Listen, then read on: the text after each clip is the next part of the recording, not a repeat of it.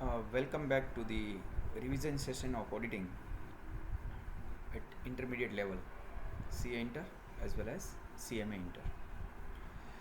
Uh, at the last, we discussed the various types of audit: internal audit, statutory audit, and many more. Now, in the today's session, we will cover two important questions. These are important questions. Yes. Question number one.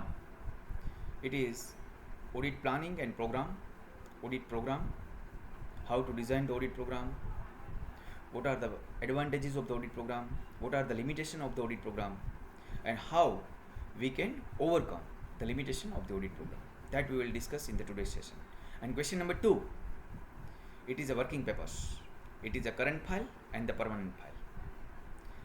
What will be the content of the current file and permanent file, and how it will be helpful to the auditor, that we will discuss in question number 2. Now come to the point, question number 1. It is an audit program. In audit program, we will discuss four components. Number 1, what is the structure of the audit program? What is the design of the audit program? What is the coverage of the audit program? That we will discuss in the first. Question 2, advantages of the audit program, merits of the audit program. That is question number 2. Question number 3, it's a limitation of the audit program. What are the limitations of the audit program? That we will discuss in question number 3. And question number 4, how to overcome these limitations? That we will discuss in question number 4. Now come to point number 1, question number 1. It's an audit program structure. It's a scope and coverage of the audit program. It's a definition of the audit program. Audit program is nothing, it's a planning which contains these six things that is called best audit program. Based on my practical experience, I share with you, if any audit planning contain these 6 items, 6 agenda, then it will be considered as a best audit program. We have the auditing standards for the audit program, audit planning. So I am also covering the auditing standard, and based on that, today I'll design the audit program. In audit program, these 6 columns will be there. That we will discuss in my second session or the third session. What are the 6 column, 6 coverage? The first column is areas to be audited. कौन सा area check करने वाले हैं हम? तो before starting audit you should plan your audit. If the planning is perfect, your audit task will be executed properly. तो therefore before starting audit, जब मैं मेरी ऑफिस में बैठा हूँ वहाँ मैं प्लान कर रहा हूँ, तो I will plan the audit in a best way. तो how it should be design? The first column of the Excel sheet में बनाओ. First column of your Excel sheet is areas to be audited. कौन सा area हम audit करने वाला है. हमने ऑडिटिंग प्रोसेस में देखा था, पहले बिजनेस का थरो अंडरस्टैंडिंग ले लो, इंटरनल कंट्रोल सिस्टम रिव्यू कर लो, and thereafter based on that we will design the audit programme. तो therefore how to design it, to understand it, that is important. First column would be areas to be examined, areas to be audited. I give you 25 areas. For example, purchase department, sales department, expenses, that is called JV, taxes, GST and income tax, compliances, thereafter fixed assets, balance sheet में आ जाओ, fixed assets, outside investment, thereafter inventories, thereafter banking, thereafter debtors, creditors, long-term funds, HR payroll, legal compliances, company laws compliances, SEBI compliances, legal compliances, labor laws compliances, import export है तो import export का proper compliances, all TDS compliances. These all areas to be mentioned properly in the first column. For example, it is 25 areas. Column number 2.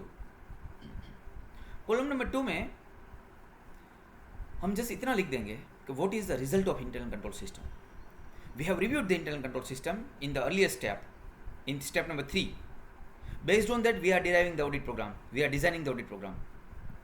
तो हमने जो review किया था internal control system, उसका result क्या आया था, तो हर एक डिपार्टमेंट में उसका रिजल्ट लिख लो, उसका रिजल्ट लिख लो. रिजल्ट इज बेस्ट, एवरेज या poor. Internal control system is best आएगा, या तो पुअर आएगा, या तो एवरेज आएगा. लिख लो, perfect. Now based on the result of the internal control system, now I will prepare next 5 columns. So total would be 7 columns of my audit program. The third column is the staff allocation. Staff allocation will be based on two things. Number one, skill of my staff, skill and competence of my staff. वो मैं देखूंगा. जो GST का master है उसको GST में ही रखने का, इनकम टैक्स का मास्टर है उसको इनकम टैक्स में रखने का, काफ़ी का कंट्रोल सिस्टम में अच्छी मास्टरी है उसको वही वेरीफाई करने में रखने का, इन्वेंट्री पे काफ़ी अच्छा कंट्रोल काफ़ी बंदे का होता है उसको वही वेरीफाई करने में रखने का. तो staff capabilities and competence to be considered. And number 2, result of internal control system. Control system अगर स्ट्रॉन्ग है तो मेरा एवरेज स्टाफ चलेगा, अबो एवरेज स्टाफ चलेगा. कंट्रोल सिस्टम वीक है तो मेरी एक्सपर्ट टीम होनी चाहिए वो एरिया में.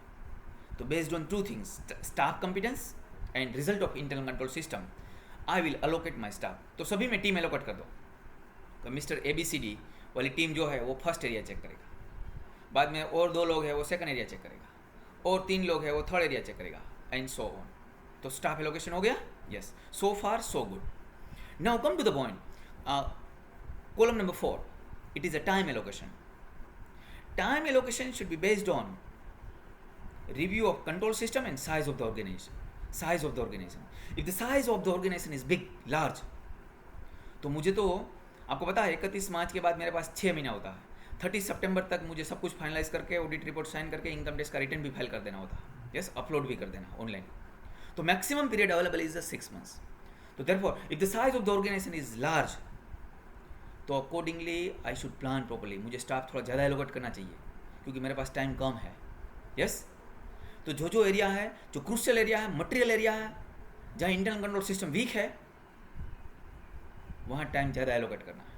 I repeat, internal control system जहाँ वीक है एंड वो एरिया मटेरियल है, सिग्निफिकेंट है, तो वो एरिया में टाइम ज़्यादा एलोकेट करना है. Yes, for example area number 1 में कंट्रोल सिस्टम एवरेज है, वीक है, तो वहाँ मैंने दिया 5 वीक. बाकी जहाँ कंट्रोल सिस्टम स्ट्रॉन्ग है वहाँ 1 वीक, जहाँ एवरेज है वहाँ 2 week, and so on. Yes, तो that is my time allocation. Now come to the column number 5. It is a checklist.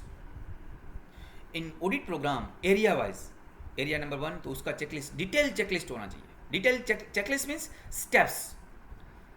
steps to be carried out. Meaning that इतने points तो आपको check करना ही है, minimum requirement. That is my checklist. वो मैं design करता हूँ, खुद डिज़ाइन करता हूँ. And I'll give it to my staff. अगर टीम A, समझ लो फर्स्ट रो है परचेस, उसमें टीम एलोकेट की, टाइम एलोकेट किया, उसका चेकलिस्ट, परचेस का चेकलिस्ट मैंने बनाया है कि क्या क्या चेक करने का. उसका डेट चेक करने का है, हमारे साल की डेट है वो. उसका डिस्क्रिप्शन चेक करना है, रेवेन्यू एक्सपेंडिचर, कैपिटल एक्सपेंडिचर पता चले, हमारे बिजनेस के रिलेवेंट एक्सपेंडिचर है पता चले, अमाउंट प्रॉपरली एंटर हुआ, करेक्ट है, चेक करना है. GST का प्रॉपर ITC लिया है, एलिजिबल है नहीं है, वो चेक करना है.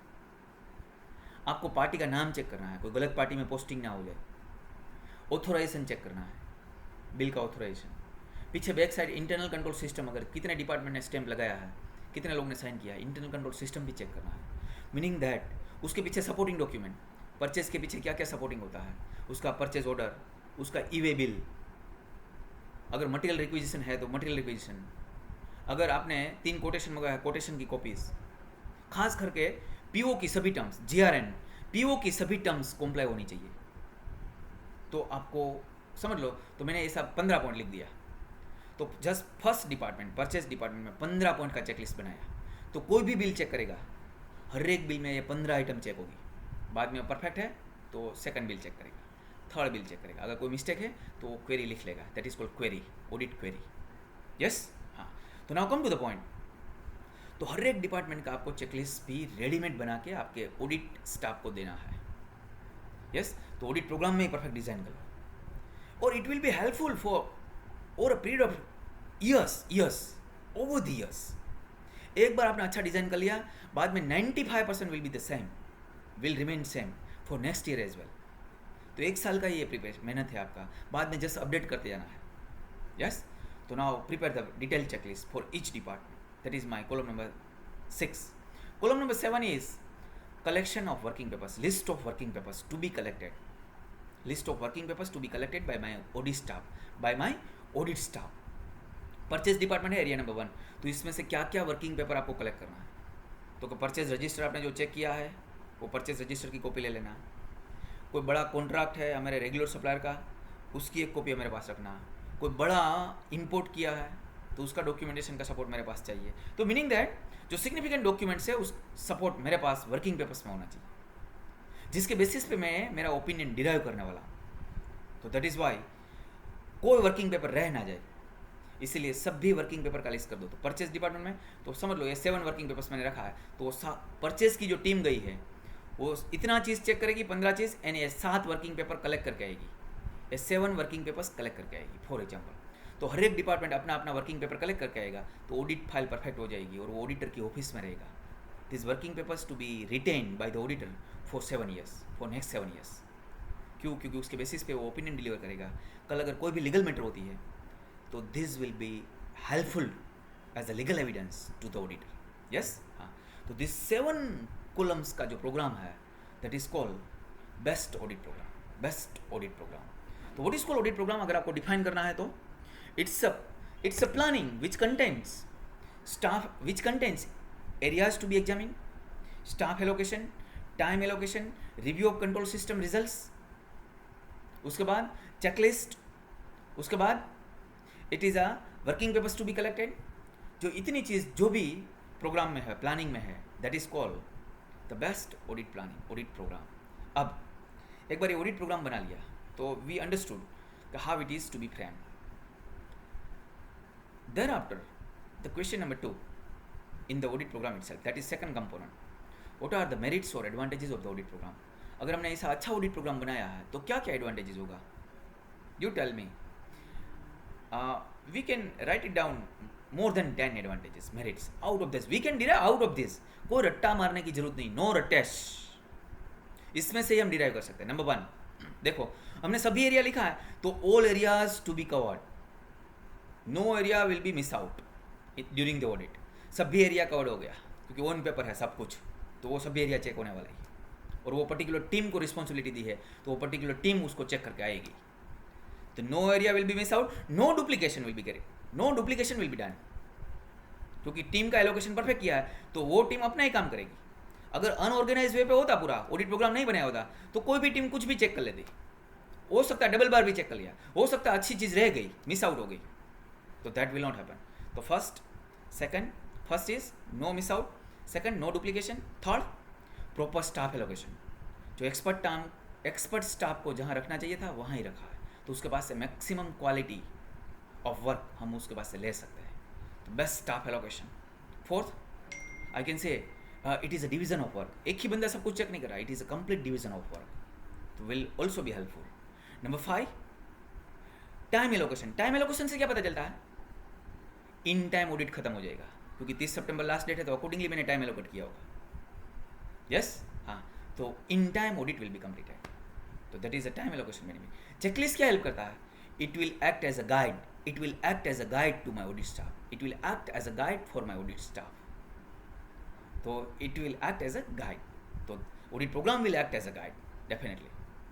Working papers to be collected, meaning that all working papers आपकी फाइल में आ जाएगा. तो meaning that auditor will be confident at the time of delivering the opinion, and choosing the best appropriate audit opinion. 4 में से एक category मुझे choose करनी है तो based on working papers I will choose.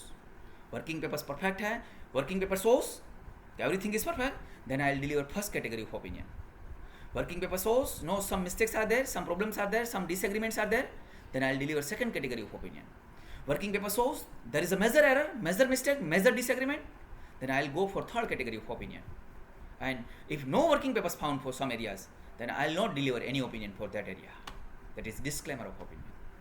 Yes? So it will be helpful to the auditor for drafting the opinion. Or it will be helpful to the auditor for next year audit. So that is one more advantage. One more thing, time allocation आपने कौन से basis पे किया? Based on materiality and result of review of internal control system. तो अगर ये audit programme आपने बनाया इसीलिए जो इंपॉर्टेंट एरिया था जहां कंट्रोल सिस्टम वीक थी वहां आपने टाइम परफेक्ट दिया, जहां ज़्यादा टाइम देना चाहिए था वहां ही आपने ज़्यादा टाइम दिया है। तो that is a best advantage. अगर ये अनऑर्गेनाइज वे पे होता, ऑडिट प्लान नहीं होता, तो क्या होता? जहाँ ज़्यादा टाइम देना चाहिए वहाँ हो सकता है कम टाइम दिया, और जहाँ कम देना चाहिए था वहाँ ज़्यादा मेहनत कर ली। काफ़ी बार एग्जाम में भी ऐसा होता है, यस, हाँ। तो दैट शुड नॉट हैपन। अगर प्लानिंग परफेक्ट है तो that will never happen, yes, हाँ। तो यानी कि time justification to each and every area we can do it by way of audit programme. तो this are the, and yes, audit programme will act as a legal evidence. It is a proof of work done by the auditor. Auditor ने क्या काम किया उसका proof है, it is a proof of work done. तो it will act as a legal evidence before the court. जब court में अगर मैटर आती है it will act as a legal evidence, yes. तो these are the 10 advantages, 10 merits parts of the audit programme. What are the limitation? As per my understanding no limitation, but अगर कोई rigid वे पे जाता है तो limitation है। Number 1, काफ़ी बार लोग ऐसा बोलते हैं it is rigid in nature, कि एक बार सर ने फिक्स कर दिया बाद में ऐसा ही करने का। नो, मैं मेरे स्टाफ को भेजता हूँ, ऑलवेज मैं ऐसा ही कहता हूँ, क्या कि this audit program, this is a minimum requirement, आपको ये फॉलो करना ही है। ओवर एंड अबो अगर आपके पास कुछ और अच्छा सजेशन है तो always kindly share with me, we will incorporate in audit program and we will revise the audit program accordingly. तो हो सकता है मुझे इस साल में भी हेल्पफुल हो, नेक्स्ट ईयर के लिए, फ्यूचर के लिए भी हेल्पफुल हो, यस, हाँ।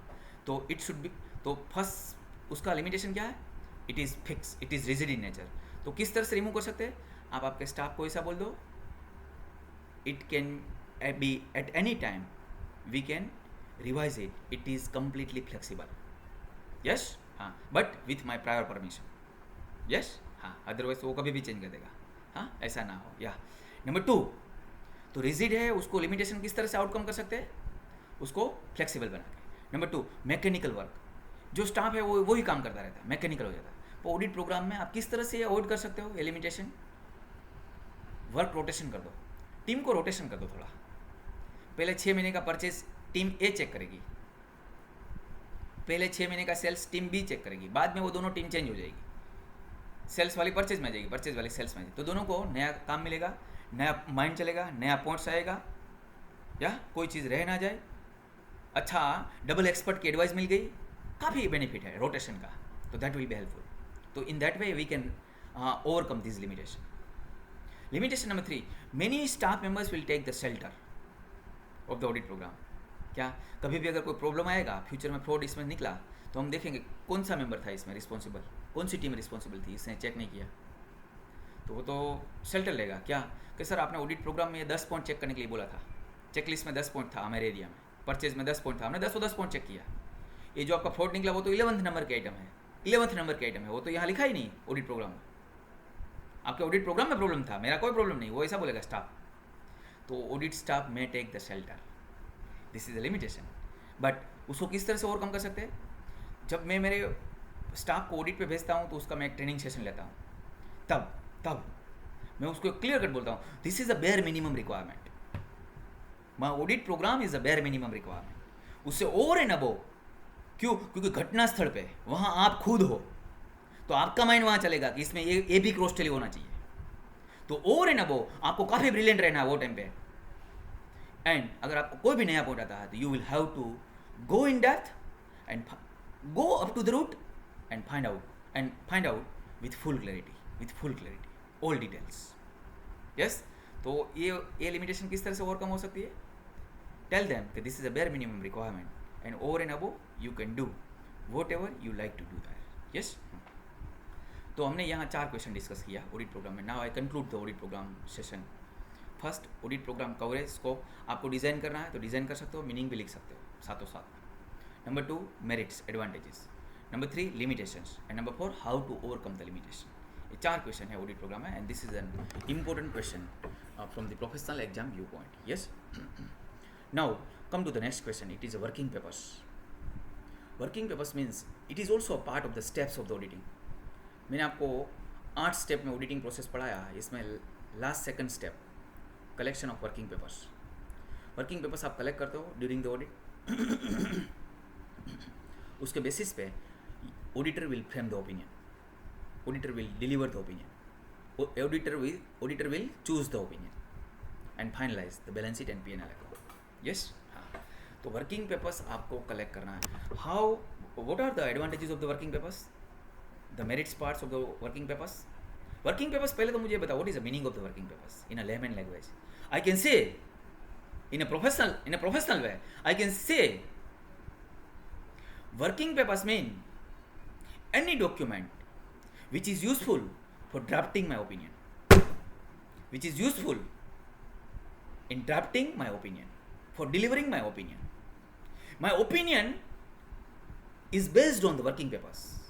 So those working papers, those documents on which my opinion is based, that is called working papers for me.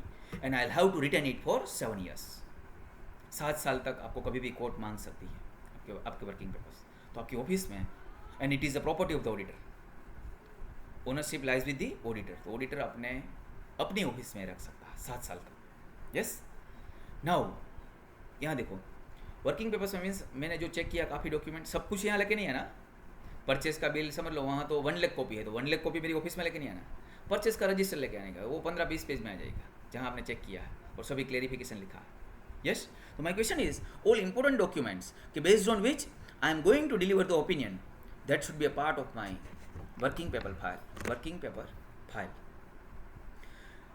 यहाँ भी ऑडिटिंग स्टैंडर्ड्स है हमारे इंस्टीट्यूट का. इसमें working papers are divided in 2 parts. One is current file and second is permanent file. Current file and permanent file. तो मेरे हर एक client की 2 फाइल होती है फॉर एवरी ईयर. समझ लो फॉर ईयर 1920 में फर्स्ट टाइम मेरे पास मेरा क्लाइंट आया. अभी तक मेरा क्लाइंट नहीं था, फर्स्ट टाइम मेरे पास आया. तो I will prepare 2 files. One is current file, second is permanent file. And next year onwards only 1 file, current file, क्योंकि परमानेंट फाइल एक ही रहेगी. Every year it will be updated every year.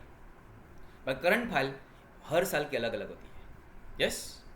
18, 19, 20, 21, 22, 23, like that. Yes.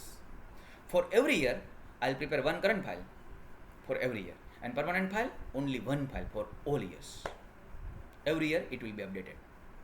Now, what will be the content of the current file and the permanent file? Let me clarify the coverage. Number 1, what coverage should be. Current file means those working papers which will be helpful for 1 year only, that should be filed in current file. Those working papers which will be helpful to the auditor for more than 1 year, that should be filed in the permanent file. That's it. अब coverage आप decide कर लो, अंदर क्या क्या file करना आप decide कर लो. Simple. जो 1 साल के लिए मुझे काम आ सकता है वो पर्टिकुलर ईयर में ही फाइल करो. जो मोर देन 1 ईयर के लिए जो डॉक्यूमेंट काम आ सकता है वो परमानेंट फाइल में फाइल करो. फॉर एग्जाम्पल, परमानेंट फाइल में क्या क्या होना चाहिए जो मोर देन 1 ईयर के लिए मुझे काम आता है? कंपनी का memorandum of association, articles of association. Yes. हाँ. अगर इंटरनल कंट्रोल सिस्टम मैंने रिव्यू किया फर्स्ट टाइम, तो इंटरनल कंट्रोल सिस्टम रिव्यू का रिजल्ट. लास्ट 5 ईयर्स का मैंने रेशियो एनालिसिस किया है, that is called analytical procedure in auditing. तो उसका रेशियो एनालिसिस का रिजल्ट, क्योंकि उसके बेसिस पे मैं काफ़ी जजमेंटल पावर लेता हूँ, जजमेंटल डिसीजन लेता हूँ. तो that will be helpful. That is helpful every year. Yes. हाँ. उसके बाद अगर कोई ऐसा लीगल कॉन्ट्रैक्ट है जिसकी impact more than 5 years 10 years तक जा रही है, तो लीगल कॉन्ट्रैक्ट की कॉपी उसमें होनी चाहिए. लीगल कॉन्ट्रैक्ट की कॉपी उसमें होनी चाहिए. लास्ट 5 ईयर्स का फाइनेंशियल स्टेटमेंट उसमें होना चाहिए. लास्ट 5 ईयर्स का ऑडिट रिपोर्ट उसमें होना चाहिए. तो हमको पता चले क्या क्या हुआ पास्ट में, तो भी हमको पता चले कहाँ कहाँ फ्रॉड का पॉसिबिलिटी है. यस. तो this should be the part and parcel of my permanent file. Now come to current file. Current file में कौन सा डॉक्यूमेंट होना चाहिए? 19-20 का है तो 19-20 में ही काम आया ऐसा ही. तो फॉर एग्जाम्पल इसमें सभी रजिस्टर, करंट ईयर का सभी रजिस्टर. देखो P&L से मैं स्टार्ट करता हूँ. सेल्स रजिस्टर, तो करंट ईयर का सेल्स रजिस्टर करंट ईयर में काम आ सकता है. नेक्स्ट ईयर के लिए नेक्स्ट ईयर का सेल्स रजिस्टर चाहिए, दोनों अलग ही है. यस. तो करंट ईयर में करंट ईयर का जो वर्किंग पेपर्स है, करंट ईयर का जो सेल्स रजिस्टर है वो करंट ईयर में ही काम आ सकता है. 1 साल के लिए काम आ सकता है. तो that should be filed in current file. All register. देखो पर मैं P&L से स्टार्ट करता हूँ. Sales register, purchase register, expense register means JV register, depreciation calculation, income tax calculation, all provisions calculations. Balance sheet में आ जाओ. Fix asset register, investment register, stock statement, stock register, FIFO, LIFO, जो भी follow कर रहे हो, LIFO तो not allowed as per accounting standard 2, तो FIFO, weighted average, whatever it may be. Thereafter debtors confirmations, thereafter bank reconciliations, creditors confirmations, loan repayment, and so on. So this will be the part and parcel of my current file. मेरी अगर annual, आपको पता है auditor is appointed for 5 years, term 5 साल की होती, but every year AGM में उसका वेटिंग होगा. Every year it will be vetted in the AGM by the shareholders. तो एवरी ईयर जो आपका वेटिंग हुआ है, आपका appointment letter, that should be a part and parcel of your current file. आपका audit programme should be part and parcel of your current file. क्यों? क्योंकि every year हम अपडेट करेंगे थोड़ा थोड़ा, तो it should be a part and parcel of my current file. Yes. बाद में करंट ईयर में जो बोर्ड मीटिंग हुआ, समझ लो मिनिमम 4 बोर्ड मीटिंग होनी चाहिए एज पर कंपनीज एक्ट 2013. तो 4 बोर्ड मीटिंग की मिनट बुक बोर्ड में जो भी डिसीजन लिया वो मिनट बुक में ड्राफ्ट होता है, उसकी कॉपी ऑडिटर थरोली देखेगा, क्योंकि वहाँ से काफ़ी क्लैरिटी आती है. तो वो भी मेरी करंट फाइल में होनी चाहिए. शेयर होल्डर्स की मीटिंग हुई, एजीएम ईजीएम, तो उसकी मिनट बुक की कॉपी भी मेरी करंट फाइल में होनी चाहिए. तो क्यों? क्योंकि वो नेक्स्ट ईयर अलग होगा, करंट ईयर का अलग है. अगर वो डिफरेंट हो गया, meaning thereby it will be helpful only for current year, तो that should be file in current file. That's it. तो ऐसे आप 10-10, 15-15 कंटेंट दोनों में लिख सकते हो. It is my permanent file and it is my current file. Yes. And working papers are the pillar, are the backbone for delivering, for drafting my opinion, for signing the balance sheets, profit and loss account, cash flow statement, and notes to account.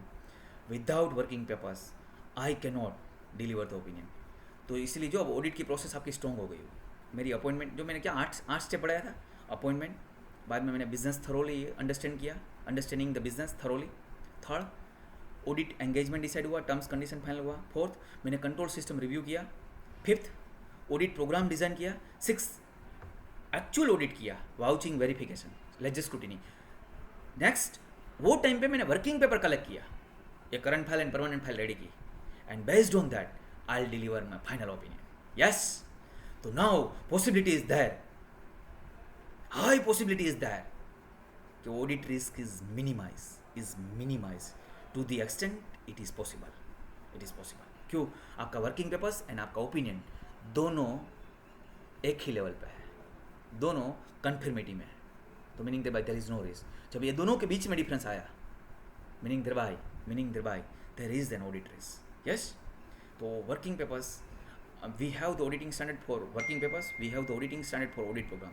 ये दोनों question important question है, be clear. Audit programme, इसमें 4 compartment, कोई भी question आ सकता है. Working papers, इसमें से 3 चीज़ कोई भी क्वेश्चन आ सकता है, मीन्स मीनिंग, उसका advantages, and current file and permanent file, इसमें से कोई भी क्वेश्चन आ सकता है. यस. हाँ. तो this 2 questions we discuss in the today's session. Now we will meet in the next session. चलो, गुड बाय, गुड डे.